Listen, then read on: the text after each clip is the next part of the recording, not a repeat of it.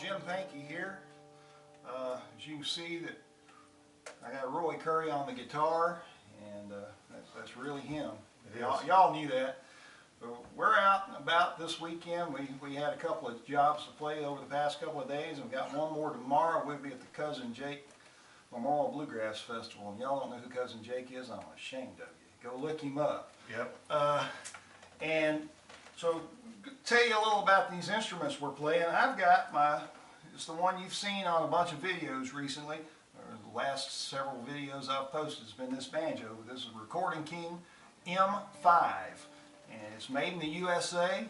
It's not assembled here, it's actually made here in the USA. It's even got 5-star tuners on it, so it's a USA built banjo. I did put a Gary Sosby bridge on it, but and I put me some detuners on it, because everybody needs detuners. These are cheetah keys, but it's just like I got it, other than I changed the bridge because somebody gave me a bridge and they said, here's a bridge, so I felt like I need to use it.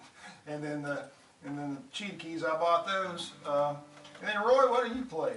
I'm playing the Recording King RD T16, and it's their mahogany dreadnought, and it's mahogany back and sides, and it's got a red spruce top that has been torrefied, and by that it's been heated up to a little higher temperature and dried at a little higher temperature in the absence of oxygen, and it gives it a little more vintage sound, I guess. And gosh, for very little money you get a whole lot of guitar. So yeah, y'all look that one up. You can go out on the Recording King site and read all the specs on it. But I tell you what, for a guitar that's less than $500, I mean, I don't even think the retail's $500 on it, and it's a monster.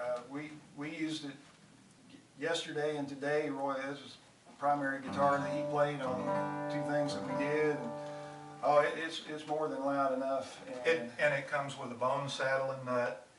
And the only thing I did, I put some bone pins in it, and I had them laying around the house, so they didn't even cost me anything. And the only thing I do, I use a blue chip pick, and I use one of the Shub capos, but everything else is just the Recording King as it came. And man, and I tell people that it's a lot of guitar for the money.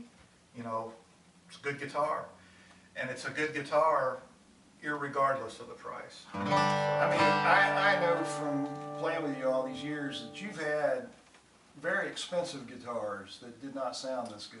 Not Yep. even close. Yep. I mean, I've seen some really high-end guitars that Roy's had that he's won at different contests, and he'll bring them out on a gig, and it's like, Roy, you can't play that guitar anymore. And so this guitar is pretty special. It cuts the mustard, so, yeah, which is pretty good.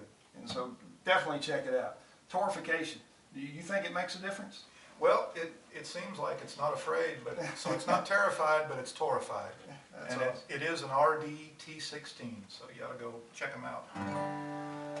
Something we did want to talk about, or I wanted to talk about, and Roy was like, well, everybody knows this, but you know, if you've been out on the banjo forums, and some of you have asked this question a number of times, I see it on a regular basis, so I felt like it was something I needed to talk about.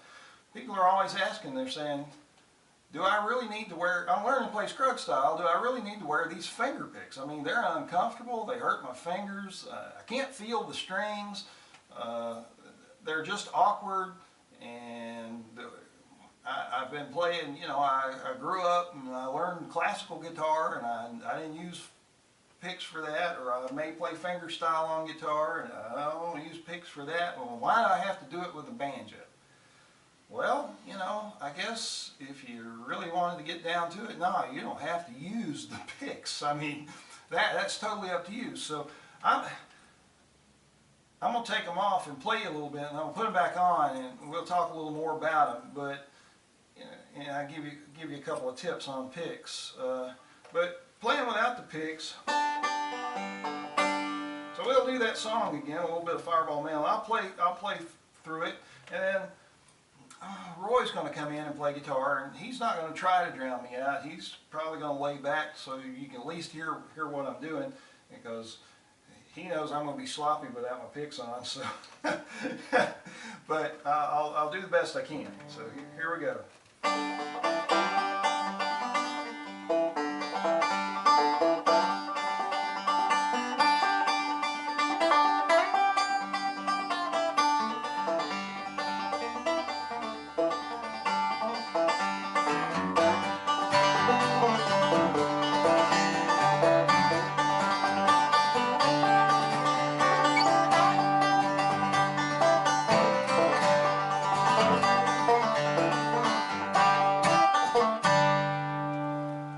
So, all right. So from your perspective as a guitar player, can you hear me? No. So you're just playing from memory. Now I know you ought to be able to hear it. I could hear it, but not. That's why I asked where you play. Yeah.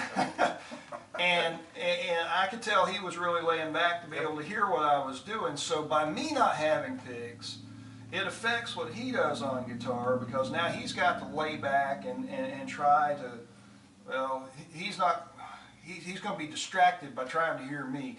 And so if I have my volume up there, and so with the picks you're going to get more volume, obviously. And so he's not distracted by me not playing real loud and wondering, why isn't he playing very loud? Why can't I hear him? Why can't, yeah. And so with the picks, so get you a set of picks. I don't care what kind of finger picks you use. I mean, they're all good. They're all good, and there's a dozen or more different brands of picks. And find one that, just find a set. Because I'll tell you this, the picks that you'll start with, if you get them to fit your fingers and shape them, whatever it takes to fit your fingers. I know Roy's a good banjo player, and he's got a set of finger picks, and how do you shape yours? I use a pair of needle nose pliers, and I just go around them and I look at my finger until I get them the same shape. If you got flat fingers, you got round fingers or skinny fingers. Yeah, mine are flat. Mine look like little footballs when you look at them from the end, and that's just the way my fingers shape. Yep. And that's just what's comfortable. And you want them, you don't want them super tight. You don't want them cutting the circulation off. I read somewhere that Ralph Stanley would put on his picks, and he'd bite them to make sure that they were tight so they'd stay on his fingers. And Ralph probably played like he was swinging a hammer, you know. So. But you don't really need them quite that tight, but you want them where if you really shake your hand, the picks don't come off and they don't feel like they're loose. They stay exactly where you put them. And get a comfortable thumb pick, same thing, you don't want it loose, same with your finger picks. Right, I understand.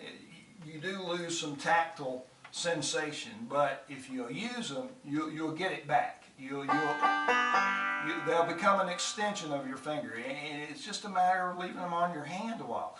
I tell all my students, I say, take your finger picks, put them on your fingers, and drive down the road. You know, just wear them in your regular day-to-day and learn what they feel like on your hand. And you know, I've actually sat at the computer keyboard and typed with my picks on my fingers. It's just like, you know, okay, and I'm sitting practicing and surfing the web. So you can learn to do that. And so if I can type with them, you can learn to pick with them. So let's do them another song and with the picks, and then I'll play louder this time, and we'll go through we'll just do one time through. This is a good song to end with, the Long Journey Home, or the $2 bill. Yep.